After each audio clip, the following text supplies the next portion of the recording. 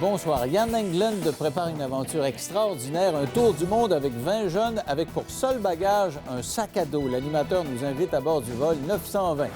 Tout un geste d'une famille de Trois-Rivières, un couple qui a déjà 7 enfants se rendra en Ukraine pour adopter 4 ou 5 autres enfants cet automne.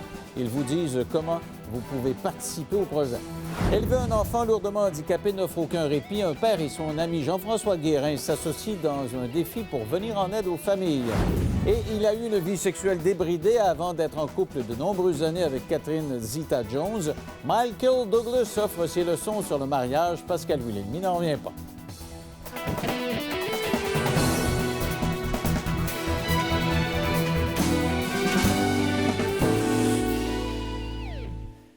Grosse nouveauté dans la programmation de TVA l'automne prochain et on commence des auditions de cette émission qui va s'appeler Vol 920 et c'est une formule assez éclatée. Ce sont des concurrents qui vont se promener partout à travers le monde et on va essayer de former des couples, des équipes, des alliances. Enfin, on va essayer de comprendre comment ça va se passer en parlant avec celui qui pilote tout ça à compter d'aujourd'hui puisque les auditions ont commencé aujourd'hui. Yann Englund, salut Yann. Bonjour.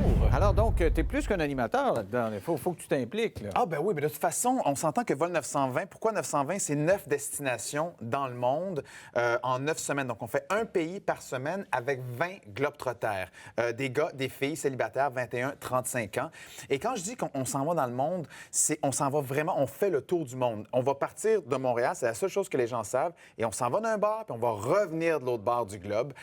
Et chacun des globetrotters a seulement un sac à dos avec lequel il peut voyager.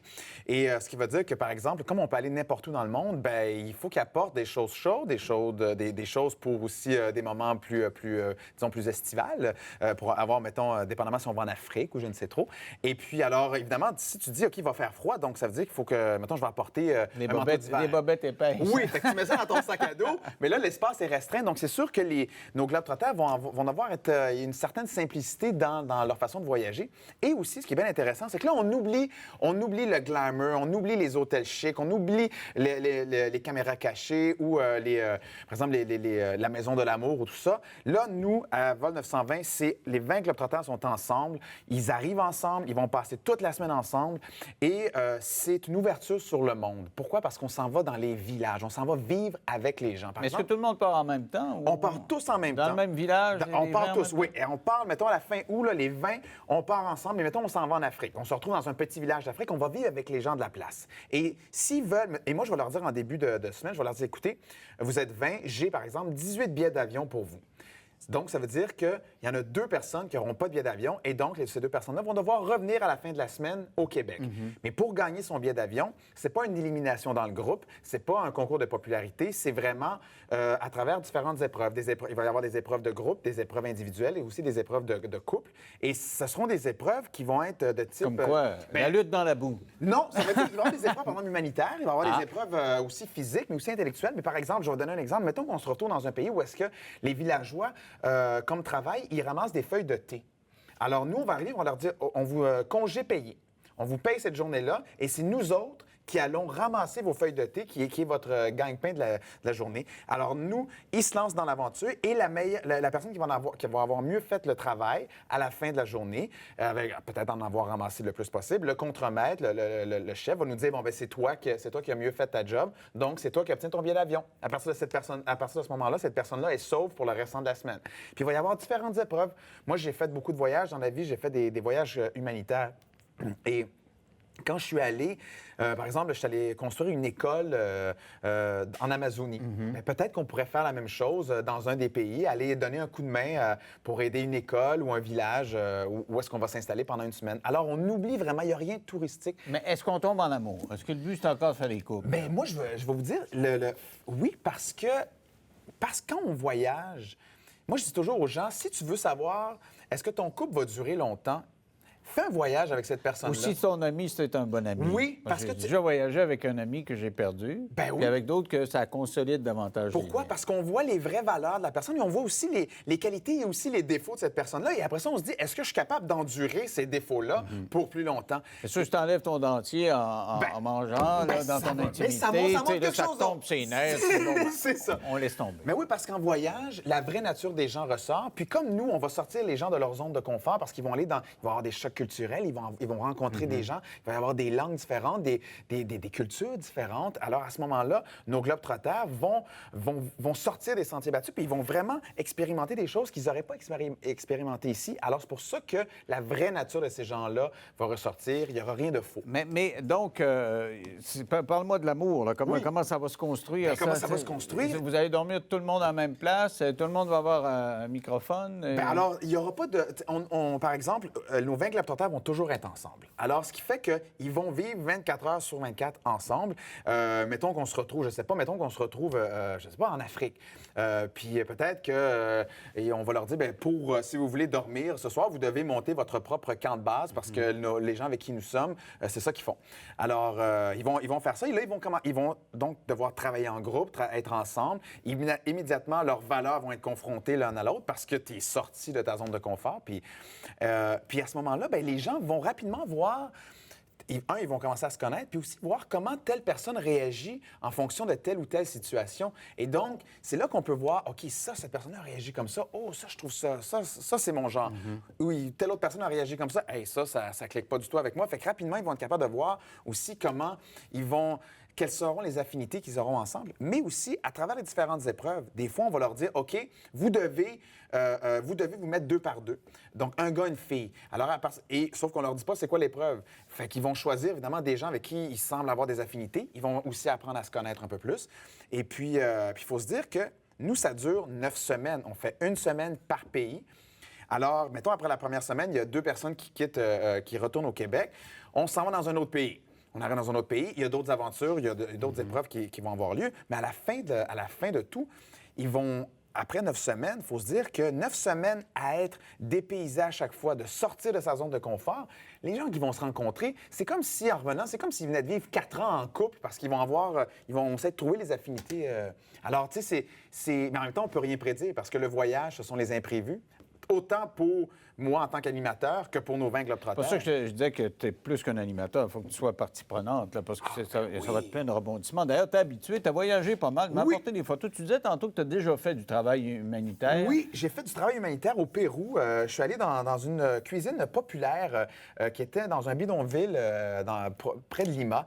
Et cette cuisine populaire-là, ce que les gens font, c'est ils mettent 25 sous après dans un pot. Et puis là, avec ça, c'est ça qui va leur servir de nourriture. Et moi, par exemple, j'avais allé chercher des poches de riz dans un hangar. Puis là, il y a des rats qui passent. Puis après ça, ils te demandent de trier le riz. Puis quand on te dit de trier le riz, c'est pas entre le bon et le mauvais riz. C'est entre, par exemple, des verres et le riz pour vraiment séparer. Des verres? Oui, des verres parce que c'est le riz de dernière verres sont qualité. dans le riz. Ah, oui, c'est ça, c'est le riz de dernière qualité. Mais au début, quand je suis parti au Pérou, j'avais dans la tête, je me disais, OK, je vais aller aider les gens.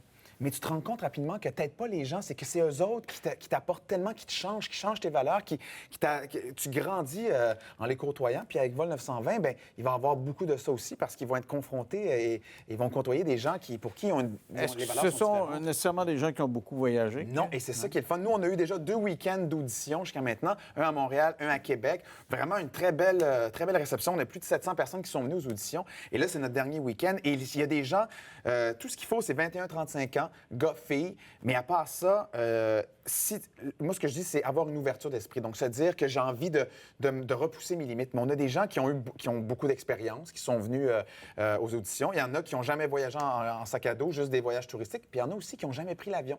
Mais c'est pas grave, parce que nous, ce qu'on veut, c'est ça, on recherche des gens qui ont envie de se lancer dans cette aventure-là et qui se disent, OK, je vais repousser mes limites puis vraiment sortir de ma zone de confort. Et ils savent pas les pays où est-ce qu'on s'en va, ils savent pas les endroits où est-ce qu'on va. Moi, je le sais et je peux vous dire une chose, tant pour les gens tant pour nos 20 globetrotters, mais aussi pour les gens à la télévision, parce que c'est en ondes au mois de septembre, Ils vont voyager avec les gens à la télévision, vont voyager avec nous autres. Et c'est vraiment un voyage d'une vie, de faire le tour du monde, et de deux, d'aller, de s'ouvrir à ces cultures-là que souvent on n'a pas la chance de voir, de rencontrer. Puis il faut se dire que la majorité des endroits où on va aller, les touristes ne peuvent... Soit qu'ils n'y ont pas accès, ou soit que normalement, ils n'y vont pas. OK, vous n'allez pas à la Tour Eiffel, là, comme non, on voyage oublie Passion ça. Double, Non, c'est ça. C'est pour ça que c'est vraiment... Tahiti. Non, c'est pour ça que c'est... Tu sais, mettons, là, on se retrouvait, je sais pas, on pourrait se retrouver dans un pays, mais quelconque, mais au-dessus d'une montagne à 3000 mètres d'altitude, en vivant avec des gens juste de la place. Donc, c'est pour ça qu'on oublie le tourisme. C'est pas ça, Vol 920, c'est l'aventure et c'est voyage sac à dos. C'est l'aventure. Toi-même, tu as commencé à voyager jeune. Oui, très jeune. Vraiment très jeune. Tu avais quel âge quand tu es parti pour la première fois? Tout seul, mettons tout seul. La première fois, j'ai été en Angleterre pour apprendre l'anglais. J'avais 12 ans. Oui. Oui, et puis c'est là que mes parents ont fait comme, OK, tu vas aller apprendre l'anglais, c'est le numéro 1, tu t'en vas en Angleterre, un mois de temps, un mois et demi de temps. Et première expérience de vie, je suis arrivé là-bas. Et mon père m'avait dit, Yann, ça c'est ton billet, ça c'est ton passeport, il faut tout que tu gardes ça avec toi. Pas de problème. Je suis arrivé en Angleterre, je suis arrivé dans ma famille, et là, je fais dans mon sac à dos, je fais, oh non. J'appelle mon père en panique, je fais, papa, il y a un problème. Il fait, qu'est-ce qu'il y a? Parce qu'il y a comme 5 heures de différence, il est dans la nuit, il fait, qu'est-ce qui se passe? Il dit, je pense que j'ai jeté mon billet d'avion et mon passeport. Pourquoi? Je sais pas. Je pensais que c'était des mauvais papiers. Puis alors, la première journée, mon premier voyage à vie tout seul, je me suis retrouvé avec sans rien. Alors, ça a été un peu de panique, mais mon père a fait très calme. Il a fait, bon, bien, on va régler ça. Et puis, on va te revenir. Et... C'est un papa qui ne s'énerve pas. Ben, tu sais, mais je suis certain qu'après ça, pour ça, c'était comme, OK, notre fils, chéri, il a acheté ses affaires. Alors, c'est sûr que... Mais tu sais, je suis allé apprendre l'anglais en Angleterre. J'ai vécu avec... C'était bien parce que j'ai côtoyé des jeunes dans mon cours d'anglais. On avait les cours d'anglais tous les jours. J'ai côtoyé des jeunes de partout dans le monde, du Portugal, l'Allemagne et tout ça. Tout ça, c'était des jeunes qui venaient apprendre l'anglais. Puis par la suite, moi, j'ai vécu évidemment à Los Angeles. Ouais. J'ai vécu aussi à New York. Parce qu'à un moment donné, Los Angeles, j'ai vécu 5 ans à Los Angeles. Puis la ville c'est comme viré de base sur moi. Puis j'ai eu l'impression que... Tu m'avais raconté que tu avais des contrats là-bas, tu travaillais un petit peu. Oui, je travaillais, tout ça. Puis tout d'un coup, à un moment donné, tout s'est arrêté. Mais moi, je continuais à travailler ici au Québec, mais là-bas, tout s'est arrêté. Fait que j'ai fait, OK, il faut que je brasse les cartes. Fait que je suis parti à New York. J'allais vivre 1 an de temps à New York, et puis dans un minuscule petite chambre. Et pendant 1 an de temps, ça a été aussi une expérience fabuleuse. Puis, avec Henri, mon court-métrage qui est allé aux Oscars, mais aussi mon autre court-métrage, mon premier court-métrage, moi, là, ça m'a permis aussi de voyager avec mon film, avec le cinéma. Je suis allé au Danemark, je suis allé au Portugal, je suis allé... Puis Henri, a voyagé aussi seul. Il est allé au Japon, il est allé en Australie, il est allé en Inde. Alors... Il était en train de faire un autre film, là. Tu le prépares. Là. Oui, je suis un long métrage. Un long métrage. J'ai décidé de me lancer là-dedans. Puis l'écriture avance très... En fait, j'ai soumis aux institutions. On va voir c'est un long processus. Mais... Parce que là, vous êtes, toi et Xavier Dolan, bien sûr, vous inspirez d'une génération. Il y a plein de jeunes qui sont en train d'écrire des scénarios. Là. Dans ma gang, là, je connais du monde qui écrivent des scénarios. Mais en même temps, on voit Xavier Dolan, puis c'est un génie du cinéma, mais il y a aussi Chloé Robichaud qui a connu un succès avec Sarah préfère la course. Et il y en a tellement plein d'autres qui écrivent leurs scénarios et ce sont des films qui voyagent. Et notre cinéma, c'est incroyable parce que notre cinéma voyage tellement, puis on le voit, là, que ce soit Denis Côté, que ce soit Jean-Sébastien Lard, c'est tous des gens qui, leur cinéma... Je parlais avec justement Jean-Sébastien Lard, un réalisateur, que là, son film, L'Ange gardien, il se retrouve à Shanghai, puis il s'en va à Shanghai. Je veux dire, c'est incroyable. Ton film québécois s'en va là-bas. Alors, dis-moi, en terminant, en rafale, là, oui. Toi, l'explorateur, l'animateur de cette émission-là qui va permettre d'explorer, ce serait quoi la destination que tu aimerais le plus voir, qui serait la plus isolée, la plus éloignée, la plus difficilement accessible? Difficilement accessible. 2 choses. J'aimerais ça me retrouver dans un... J'ai été en Amazonie, mais j'aimerais ça me retrouver dans un mini village quelconque en Amazonie où est-ce qu'on n'a pas accès à ces gens-là jamais. Ou le Mont Everest. Tu sais, mettons, il y a de la téléportation. C'est sûr, c'est dur d'accès, ça. Mais tu sais, top le dessus du Mont Everest, juste pour voir c'est quoi. Puis après ça, il y a quelqu'un qui me descend parce que j'ai plus d'oxygène. Puis je fais, je me demande qu'est-ce qui se passe. La plus romantique? Plus romantique, c'est sûr que je crois que l'Italie, moi étant italien, puis il y a des endroits en Italie, pas les endroits très touristiques, mais il y a un petit village qui s'appelle Ronciglione, où est-ce que ma famille vient. C'est merveilleux. Il y a un endroit qui est un beau médiéval. C'est fantastique. Je mets tout le monde au défi. Et la plus intellectuellement stimulante. Intellectuellement stimulante, c'est certain que si on va... il y en a tellement, mais bon, évidemment, on peut penser à Paris, on peut penser à Florence, qui, pour les yeux, Florence, en Italie, est un endroit que on est submergé par tant de beauté. Sienne aussi, c'est une très belle ville. Mais aussi, intellectuellement, moi, j'ai adoré aller à Copenhague et parler avec les Danois. Très intéressant sur leur politique, sur... Tu parles le danois? Non, mais ils parlent très bien anglais. Les autres, ils parlent trois langues d'un coup. Alors, c'est très intéressant de voir c'est quoi leur éducation, c'est quoi leur système scolaire et politique et tout ça. C'est très, très enivrant. Et leur cinéma.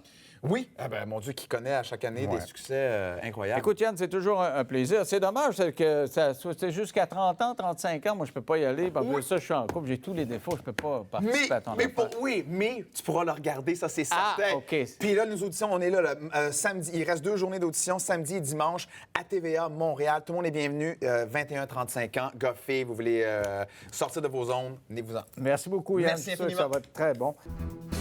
Restez là, au retour, je reçois un couple qui a déjà 7 enfants, un couple de Trois-Rivières, qui va se rendre en Ukraine pour adopter 4 ou 5 autres enfants. Cet automne, ils vont nous expliquer pourquoi dans 3 minutes après la pause.